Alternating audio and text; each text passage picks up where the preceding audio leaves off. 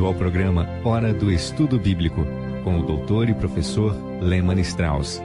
Este estudo é o resultado do tempo pessoal com o Senhor, da experiência de ministério pastoral e das conferências bíblicas do Dr. Lehmann Strauss, que nos instrui e encoraja com o ensino da Palavra de Deus.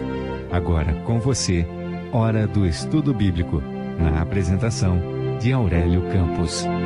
É muito bom ter você aqui ouvindo o nosso programa e orando pelo nosso ministério.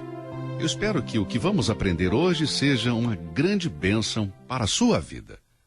Bem, vamos então estudar agora o capítulo 1 do livro de Daniel.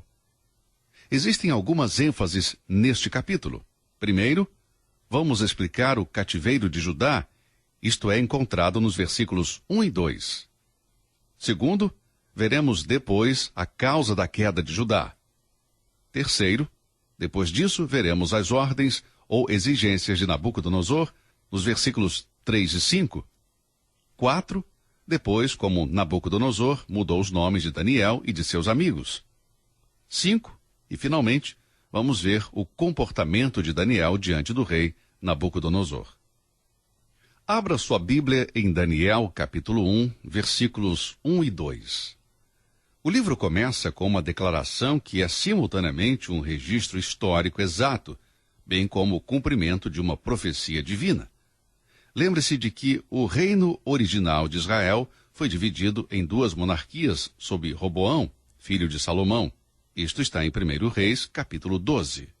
10 das 12 tribos originais escolheram Samaria como sua capital e formaram o reino do norte de Israel. As tribos restantes, Judá e Benjamim, permaneceram leais a Roboão, escolhendo Jerusalém como sua capital. Essa divisão foi seguida por um declínio gradual à apostasia, ao pecado e à idolatria. Deus zelava por seu povo, tanto que tinha advertido seu servo Moisés sobre as consequências de qualquer separação voluntária da parte deles. Se eles rompessem a aliança que Deus havia feito com eles e procurassem falsos deuses, haveriam sérias consequências. Deus disse em Deuteronômio capítulo 31, versículo 17: Assim se acenderá a minha ira naquele dia contra ele, e desampará-lo-ei, e esconderei o meu rosto dele, para que seja devorado. E tantos males e angústias o alcançarão, que dirá naquele dia: Não me alcançaram estes males, porque o meu Deus não está no meio de mim. Vemos que os servos de Deus, os profetas, repetiram essa advertência várias vezes, mas, apesar da frequência com que eles o fizeram, o povo se rebelou repetidamente. Como resultado do seu afastamento da lei de Deus, houve muitos desastres nacionais. No plano de Deus, Israel estava destinado a se tornar uma nação poderosa, através da qual o mundo inteiro iria receber bênçãos. Se os líderes e o povo tivessem permanecido fiéis às leis e aos princípios que o Senhor havia dado, o juízo sobre eles não seria sido necessário. Mas seu afastamento de Deus provocou sua ira e a inevitável punição. O cativeiro babilônico foi previsto detalhadamente por Isaías e Jeremias. É preciso ler cuidadosamente Isaías 39, versículos 5 e 7, Jeremias 12 e Jeremias 25, 8 a 29, 10. Estes versículos dão alguns detalhes do cativeiro, incluindo o que o causou. Vemos que pelo fato de o povo de Deus se recusar a ouvir seus profetas e de voltar-se para a idolatria em suas várias formas, o povo deveria esperar a intervenção divina. Havia um pecado em particular que Israel tinha cometido e foi em relação à lei da terra, de acordo com Levítico 25, do versículo 1 ao 7. Deus tinha dito ao seu povo que eles deveriam trabalhar a terra por 6 anos, e no 7º ano a terra deveria descansar. Mas o povo não quis obedecer. Eles disseram que continuariam a trabalhar a terra, tirando dela tudo o que fosse possível, e em vez de manter a lei do descanso da terra, eles plantaram e colheram ininterruptamente. Os líderes da nação deveriam saber o que se esperava deles em relação a esta lei, mas ao invés de obedecê-la, eles colocaram a lei do Senhor de lado e continuaram com seu próprio programa de agricultura, ignorando totalmente o que Deus havia dito. Talvez tenham pensado que Deus não se importaria, ou que não era exatamente isso que ele quis dizer. O coração humano é capaz de muitas e variadas desculpas e explicações quando é confrontado com as suas ações erradas. Mas, meus amigos, o pecado tem suas consequências que algum dia se mostrarão. O pecado de Judá contra a lei da terra continuou durante 490 anos, e eles pagaram um alto preço por esta transgressão. O Senhor Deus deu Joaquim, o rei de Judá, nas mãos de Nabucodonosor, e assim o povo foi levado cativo para a terra da Babilônia. Esta foi uma lição importante para o meu próprio coração. Eu não posso continuar a desobedecer a lei de Deus e escapar das inevitáveis consequências. A primeira lição importante para nós em Daniel é que Deus odeia e julga o pecado. Continuando o nosso estudo no livro de Daniel, vamos ver nos versículos 3 a 7 algumas demandas e alguns projetos do rei Nabucodonosor. E disse o rei a Aspenaz, chefe dos seus eunucos, que trouxesse alguns dos filhos de Israel e da linhagem real e dos príncipes, jovens em quem não houvesse defeito algum, de boa aparência, e instruídos em toda a sabedoria, e doutos em ciência, e entendidos no conhecimento, e que tivessem habilidade para assistirem no palácio do rei, e que lhes ensinasse as letras e a língua dos caldeus. E o rei lhes determinou a porção diária das iguarias do rei e do vinho que ele bebia, e que assim fossem mantidos por 3 anos, para que no fim destes pudessem estar diante do rei.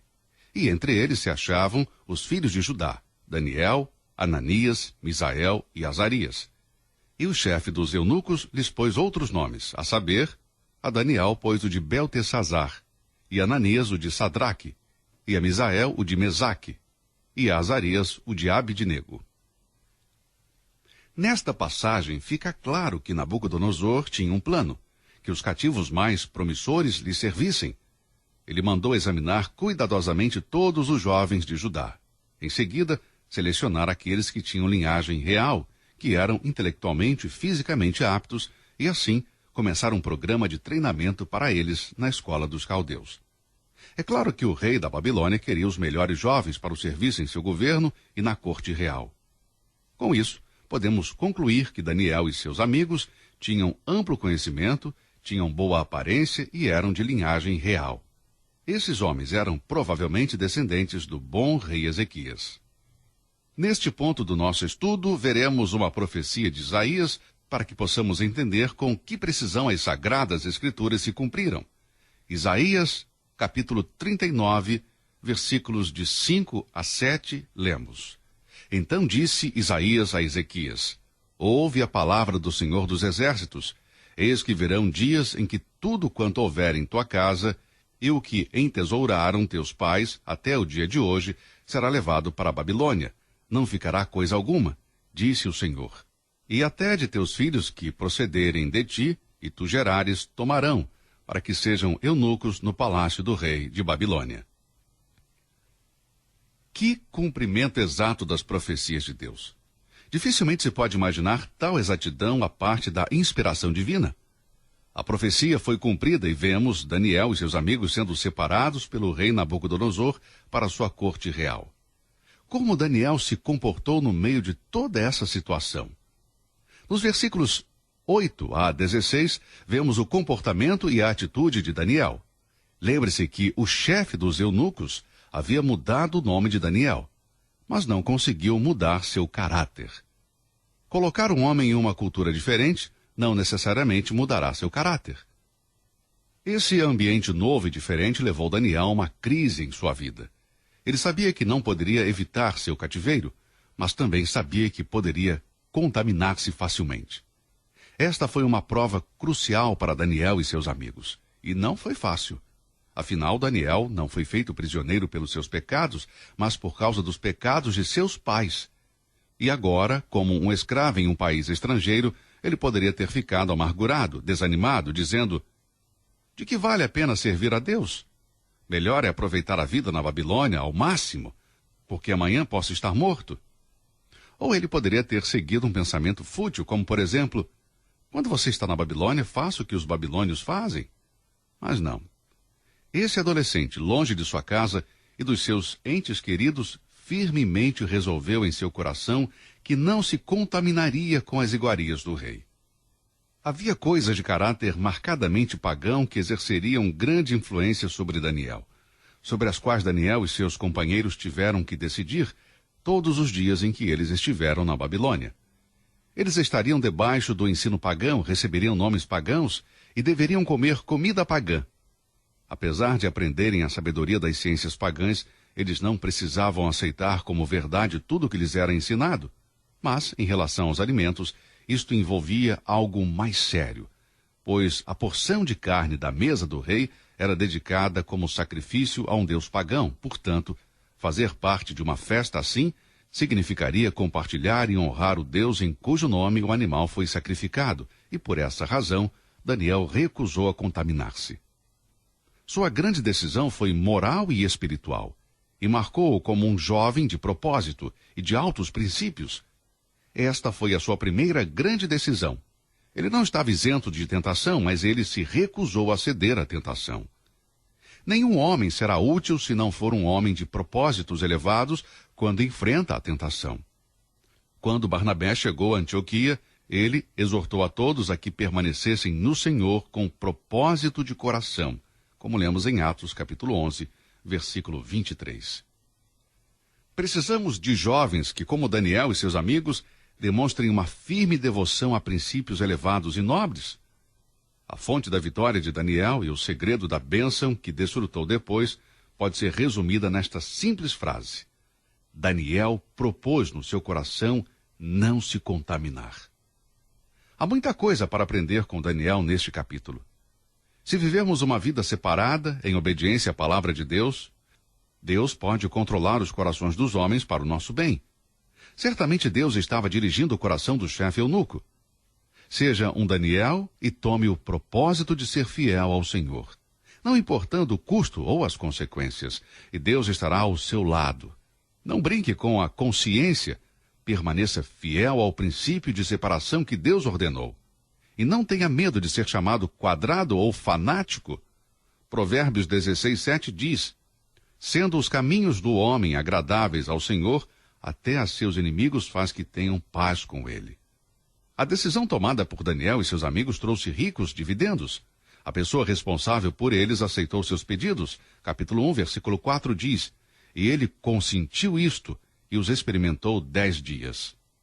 Daniel pediu ao despenseiro que os permitisse comer e beber o que eles quisessem por 10 dias, e se depois seu estado físico e mental não tivesse em forma, então eles se submeteriam à dieta do rei. Os jovens foram testados durante 10 dias, e o resultado foi exatamente o que eles esperavam.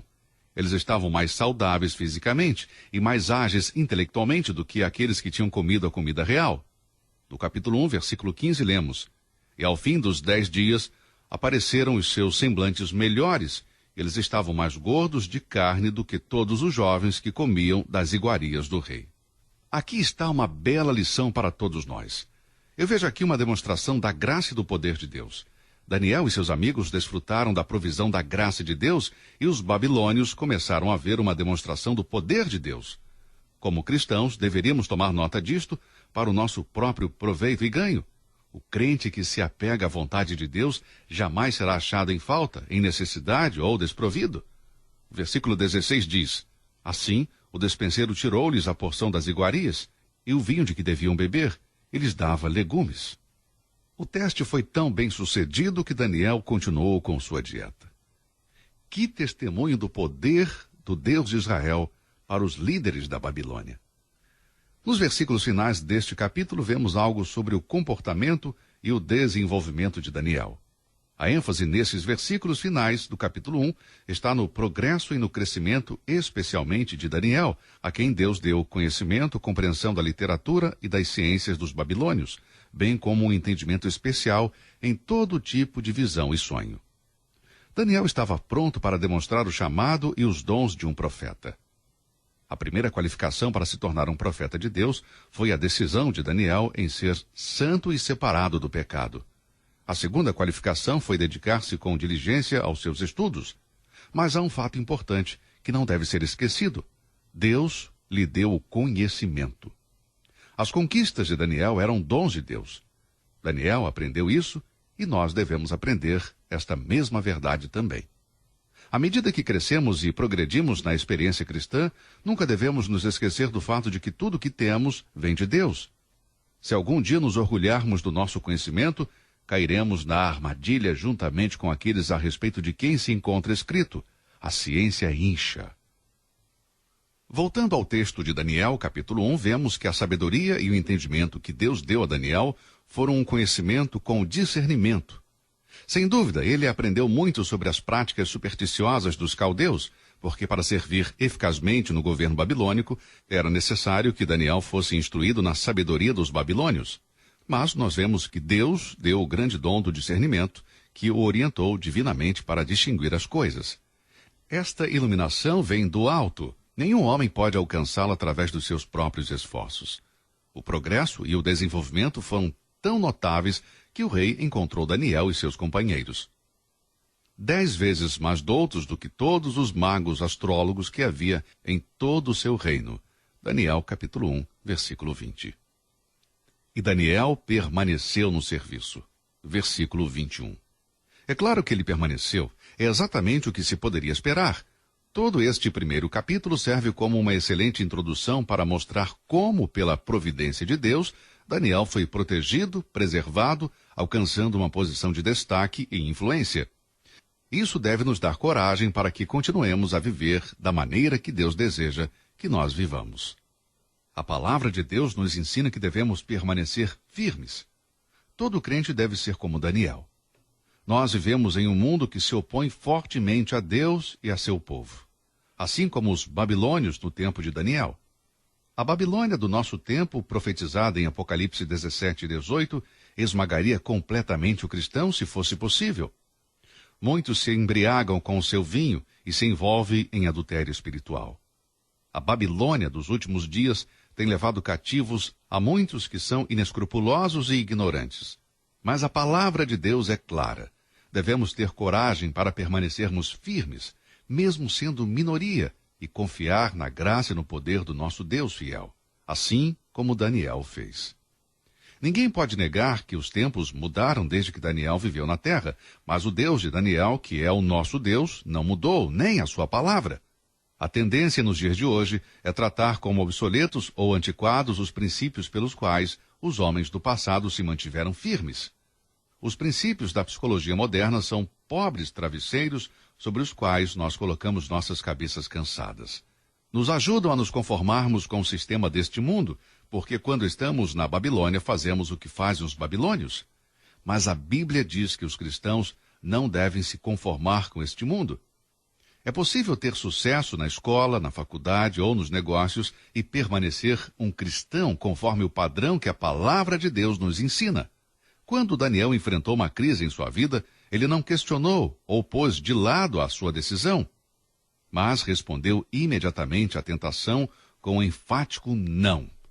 Meu amigo, minha amiga, é melhor permanecermos firmes, fazendo a coisa certa como Daniel fez, do que trairmos a fé cristã que professamos diante da menor pressão do mundo. Ouse ser um Daniel diariamente. Que introdução para um livro maravilhoso, você não acha? Leia o primeiro capítulo novamente e continue com o capítulo 2. Prepare o seu coração para o estudo desta grande parte profética do livro de Daniel. Em nosso próximo programa, vamos estudar um dos capítulos mais famosos da Bíblia, famoso por conter uma das mais incríveis profecias da Bíblia. Para se preparar, sugiro que leia primeiro todo o livro de Daniel de uma só vez. Depois volte para o capítulo 2 e o leia 3 ou 4 vezes. Tenha uma caneta à mão para destacar o que é importante para você neste capítulo. Também veremos um esboço completo dos tempos dos gentios e como Deus, em uma prévia visão profética, nos deu a história das nações gentias, a partir do tempo de Daniel até a segunda vinda de nosso Senhor Jesus Cristo. Muito obrigado por ouvir o programa. Deus o abençoe e até o próximo estudo. Você ouviu Hora do Estudo Bíblico com o professor e doutor Lehmann Strauss, na apresentação de Aurélio Campos. Se você deseja ouvir novamente esta mensagem, visite a nossa página na internet www.bbnradio.org. Fica o convite para você nos acompanhar amanhã, neste mesmo horário, aqui na BBN. Hora do Estudo Bíblico é uma produção da BBN.